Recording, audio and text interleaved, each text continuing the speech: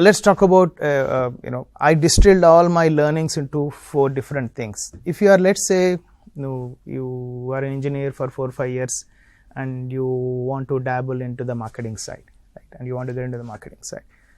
What are the changes you need to make, or what are the things you should be aware of, right? First thing, mindset, right? And I'll talk more about what I mean by that, right? As an engineer, you have a particular mindset. When you switch to marketing, your mindset needs to change. Idi naku almost 3-4 years pattindi. Idi first niku mindset change cheskovali and teliyali, telisaka mindset change cheskovali, right? That's number 1.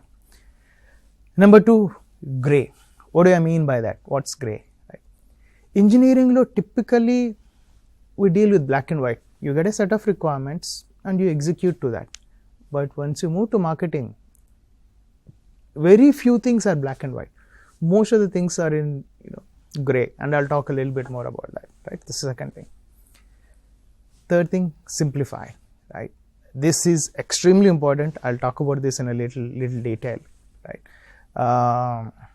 The fourth thing, perception, right? Especially for us from India, in Kodanak time pattindi, right? I'll give you specific examples of how I learned all these lessons the hard way,